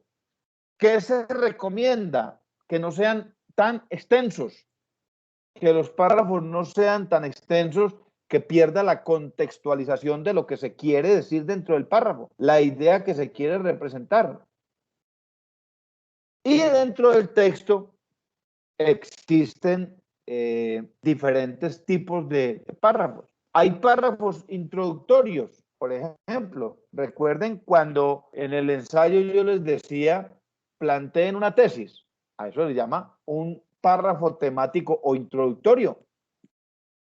Encontramos los párrafos que son conectores. Los párrafos conectores, la mayoría de los párrafos dentro de un texto son conectores, porque hacen parte integral del escrito, de la escritura, y ayudan a desarrollar la idea principal del texto, consolidan la idea principal del texto. Entonces, la mayoría de párrafos dentro de un texto son conectores, pero también tenemos párrafos concluyentes. Recuerden cuando yo les decía, al final del ensayo vamos a hacer un párrafo concluyente, un párrafo que se empiece diciendo algo así como, en conclusión, o dado lo anterior se puede concluir que. Entonces tenemos los párrafos introductorios, los párrafos conectores o que ayudan a desarrollar la temática, o los párrafos concluyentes. Pero ojo, sea introductorio, sea conector o sea concluyente, todos esos párrafos deberán tener una coherencia con la temática del texto y deberán estar orientados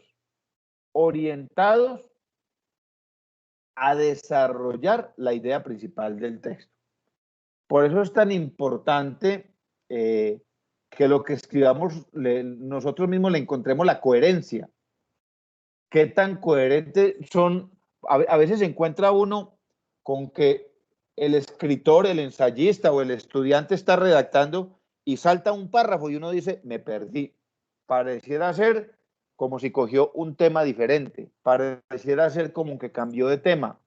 Esto sucede muchas veces cuando los trabajos los desarrollan entre varios estudiantes. Entonces, venga, yo voy hasta tal parte y usted arranca de ahí en adelante y uno se da cuenta cuando se cambia la redacción de estilo. En muchos casos, inclusive, porque se pierde coherencia en la temática que se está desarrollando. Otro concepto muy importante, compañeritos de lucha, hoy bien importante, la ortografía.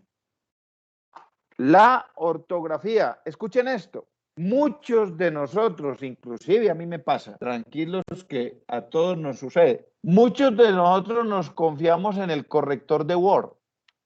Y escuchen, técnicamente demostrado, Word, en términos del español castizo, de nuestro español, Word está en capacidad de corregir el 80% de la ortografía de un documento. El 80%. Y les voy a explicar por qué. Ese otro 20% le corresponde a usted o me corresponde a mí a la hora que estoy redactando. Les voy a explicar por qué. Si usted escribe en el documento tuvo, lo escribe con B corta o con B larga, Word no se lo va a corregir. De las dos formas existe. De las dos formas existen. Las palabras homófonas. Entonces, tener mucho cuidado con el tema de la ortografía. Y yo quiero resaltar esto, muchachos, les voy a decir por qué. Porque a veces a mí los estudiantes me entregan inclusive trabajos de grado, que el trabajo de grado debe ser un documento impecable, impecable. Es más, les voy a contar esto. Yo reviso, nosotros tenemos nuestro coordinador nacional de humanidades, el doctor Fabio Chica, me parece que llama. Él nos dice a nosotros, cuando ustedes revisen un trabajo de grado, empiecen a contar los errores de ortografía. Cuando lleguen al quinto error, devuelvan el trabajo. No lo sigan revisando.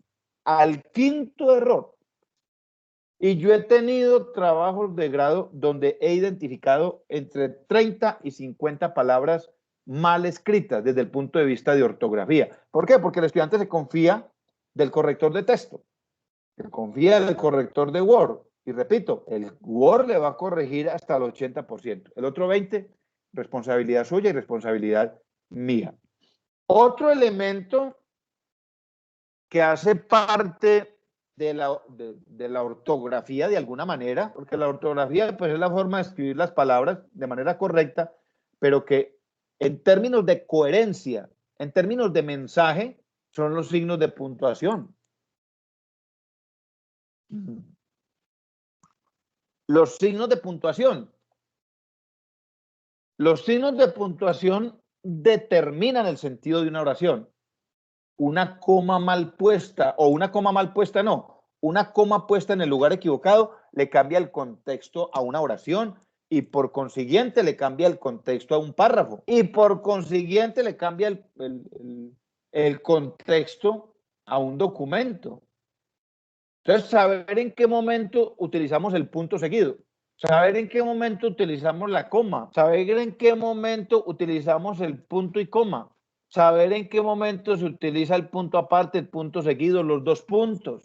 Por eso les digo que termina siendo imposible pues dictar un módulo de esto con todos los componentes, pero sí dejarles la iniciativa de empezar a buscar información sobre cada uno de estos componentes, cómo utilizar los signos de puntuación. Luego tenemos otro elemento muy importante, la acentuación.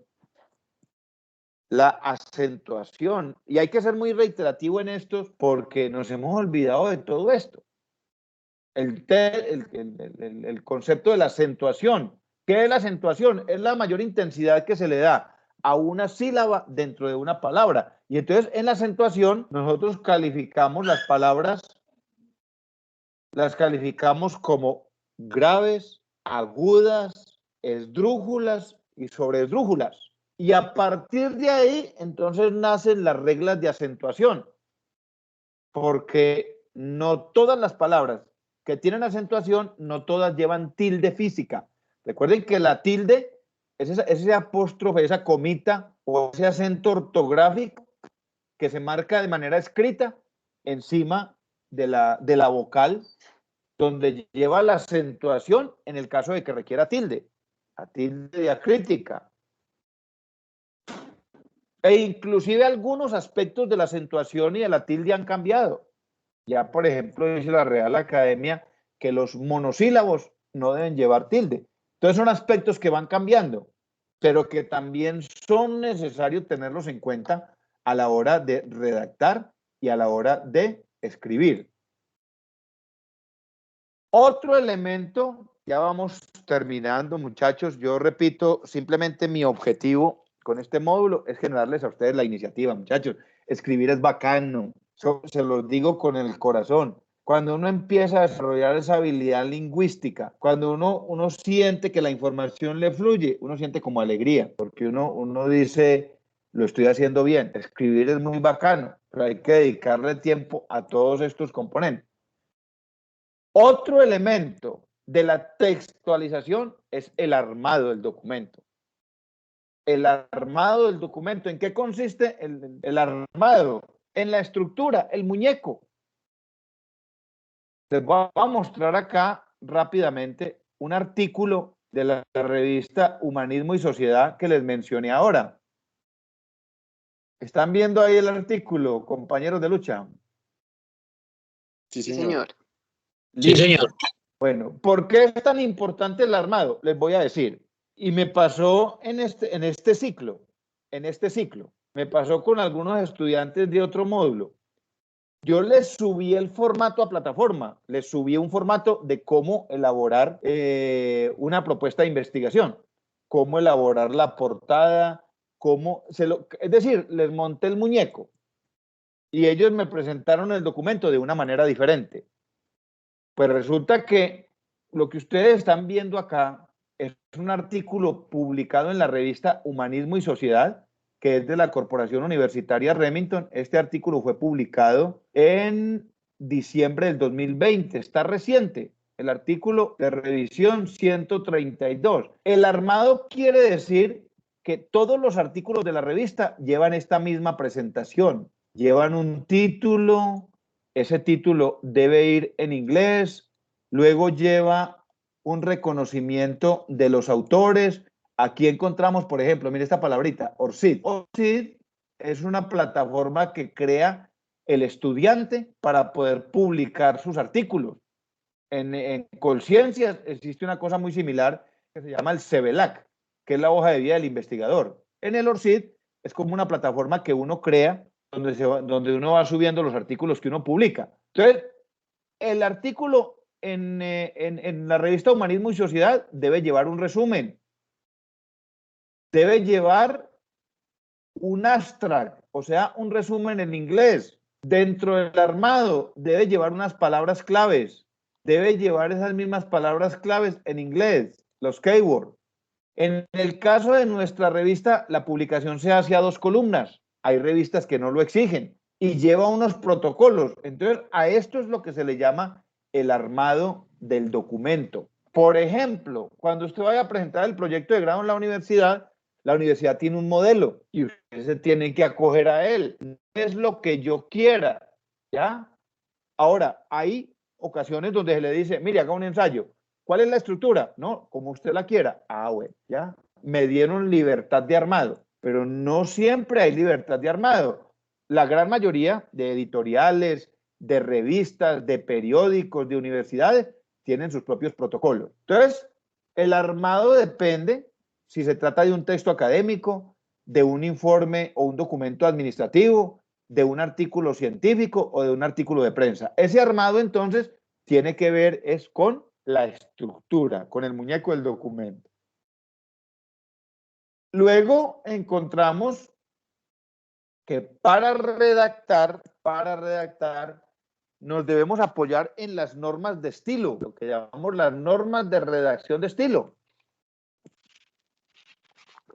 En los ejercicios académicos, hasta hace muy poco, se utilizaba la norma ICONTEC. Norma ICONTEC para presentación de trabajos de grado, creo que es la 1996, 1960. Hoy en día, la gran mayoría de universidades están trabajando con las normas APA. Entonces yo los invito, yo ahí en plataforma les puse las normas APA sexta y séptima edición, practiquen, eso no lo aprende uno de memoria, eso se aprende descacharreando. Hay otra serie de normas como la MLA, que tiene una traducción en inglés similar a la de APA, la norma Chicago, la norma Harvard y la norma Vancouver. Esta Harvard y Vancouver son muy utilizadas en química y en medicina. Entonces, siempre deberá existir un estilo de redacción. Un estilo de redacción. ¿Cómo voy a presentar los párrafos? ¿Qué tipo de letra voy a utilizar? Si voy a utilizar sangría, ¿qué tipo de sangría voy a utilizar? Si voy a utilizar los títulos, ¿cómo los voy a utilizar? Tipo ICONTEC, títulos, subtítulos, o tipo APA, título de primer nivel, segundo nivel, tercer nivel. ¿Cuáles deben ser las características del estilo o las características de la redacción? Primero, la claridad. ¿Qué significa claridad? Que yo como escritor, como ensayista, como productor de un documento, pueda llegar de manera muy sencilla, sin mucho esfuerzo, a la mente de un lector. Ahora, lógicamente, habrán textos que no sean de fácil acceso porque son demasiado técnicos, pero yo siempre debo buscar. Ahora, por ejemplo, el que escribe un libro de medicina, pues está pensando en que su público serán los médicos o personal de la salud o estudiantes de medicina. Pues tendrá su propio estilo para poder penetrar sin el más mínimo esfuerzo en la mente del lector. ¿Quién dijo amén? Ah, está por aquí hay un compañerito entrándole. Ay, mi Alberto había salido. La precisión. La precisión es muy importante cuando yo estoy redactando porque es saberle dar el alcance al documento. Es decir, que lo que plantee lo puede desarrollar de una manera clara, de una manera precisa. Y el tercer componente de una redacción, de una muy buena redacción, es la concisión. O sea, hay que ser concisos, hay que utilizar la palabra, la oración y el párrafo con sentido. Hay que utilizar la palabra precisa. Hay que darle coherencia a esos tres componentes: palabra, oración, párrafo.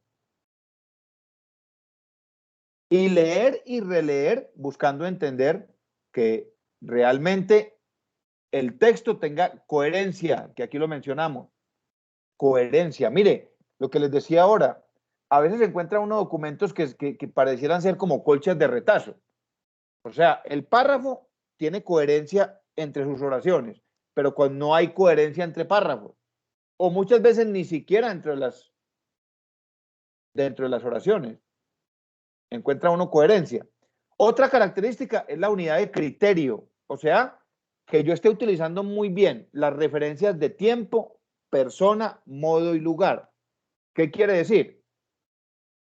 que si estoy redactando el documento en presente, hombre, pues que no encuentre yo más adelante elementos de redacción en pasado que le hagan perder coherencia, salvo que necesite mencionarlo, o de pronto de futuro.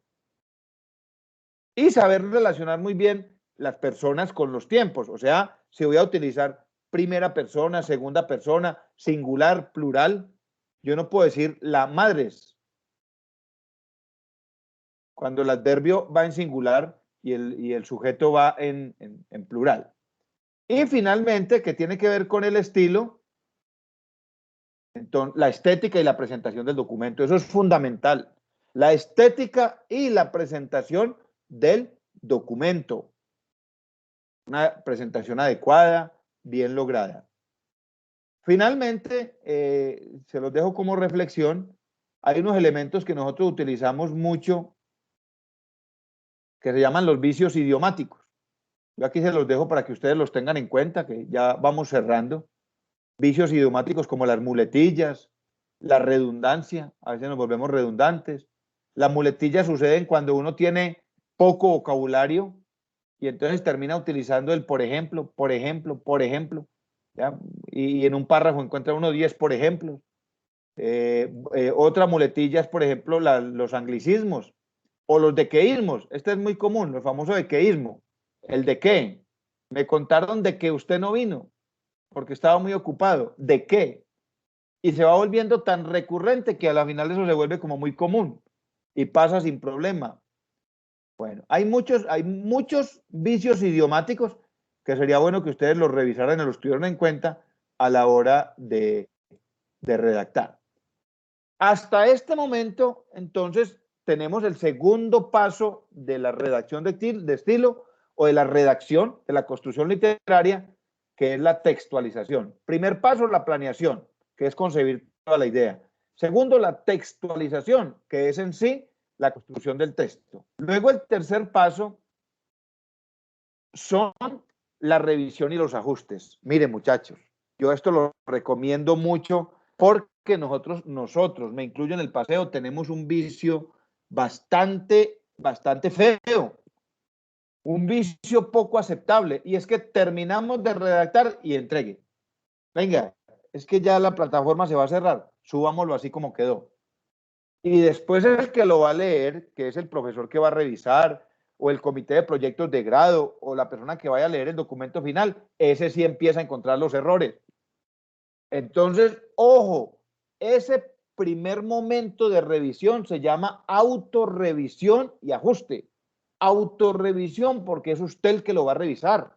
Vuelva y léalo. Si es necesario, léalo 3 o 4 veces para que usted mismo determine si hay coherencia en los párrafos, si no hay errores de ortografía, si está utilizando bien los signos de puntuación y la acentuación y si no tiene vicios idiomáticos. Y finalmente, hay una actividad que es más técnica, es el control de calidad de la escritura, que se llama la corrección de estilo. ¿Cuál es la diferencia con el anterior? Que en la autocorrección o en la autorrevisión, pues normalmente lo hace usted mismo, salvo que usted tenga un amigo que le quiera revisar y encontrar sus deficiencias en redacción. Es válido, es totalmente válido. Acá en el caso de la corrección de estilo, ese control de calidad lo hace un agente externo, o sea, una persona experta en temas idiomáticos. Una persona que con solo leer el documento va a empezar a encontrar los errores. Ojo, el corrector de estilo pareciera ser contradictorio. El corrector de estilo no le corrige, él le propone. Él simplemente coge su documento y a través de comentarios le dice, esa coma no va ahí. O le dice, esa tilde no va ahí. O esa palabra está mal utilizada en contexto. O sea, él no se lo cambia. Simplemente le define dónde se cometieron los errores. Y finalmente, cuando ya hemos agotado todos estos pasos, entonces vamos a el ajuste final del documento. Entonces miren que esto tiene su ciencia. Escribir tiene su ciencia, tiene su método, tiene su forma. Yo espero que, hombre, que como hablábamos, lo mencionábamos ahorita con Sebastián, que este módulo le haya generado en ustedes iniciativa de enamorarse mucho más de la lectura, de dedicar los raticos libres por ahí y ojalá diario leer al menos una página o 2 páginas y ojalá cada que tengamos la oportunidad hacer un pequeño resumen escrito de lo que se lee. Eso es muy, muy importante. No los molesto más hoy, esto termina volviéndose como un monólogo, pero yo sé que con el corazón ustedes me están escuchando, que están haciendo caso a mis recomendaciones y a mis observaciones, porque es muy importante cuando uno está educando atender. Eso genera muchísima inteligencia y muchísima capacidad de conocimiento. Recuerden que dentro de 8 días es el parcial final y va a ser una prueba de comprensión lectora tipo ECAES, lo que quiere decir que tendrá un pequeño nivel más de dificultad. La primera que hicimos fue comprensión literal, la segunda le incluimos literal, inferencial y crítica, y esta de comprensión lectora tipo ECAES, pues tiene mucho más componente inferencial, o sea que tiene un poquito de grado de dificultad más alto, pero no voy a poner muchas preguntas para que la podamos resolver en las 2 horas. Es así, dentro de 8 días, en las 2 horitas lo vamos a hacer para volverlo a plataforma y ojalá yo ese mismo día poderles calificar y poder concretar su nota final. ¿Alguna pregunta al respecto, compañeros? ¿Quién dijo yo? No, señor. Todo No, claro. ¿Todo bien? No, profe, no, No, señor. profe. Listo, muchachos. Cualquier duda, cualquier inquietud, ahí tienen mi correo. Repito, niños, los que no me han subido el ensayo, porfa, si me lo pueden enviar hoy mismo o mañana al correo, yo les agradecería mucho para poder concretar su nota y que no se me van a quedar por fuera de la plataforma porque después se nos complica un poquito la vida. ¿Correcto todos? Sí, señor. Sí, señor. Listo, muchachos. Un abrazo, muchas bendiciones y a practicar todo este poco de carreta que es bien interesante para nuestra formación académica. Dios los bendiga. Feliz noche. Feliz noche, muchas gracias. Profe, feliz noche. Gracias. Muy bien, amén. Chao, niños.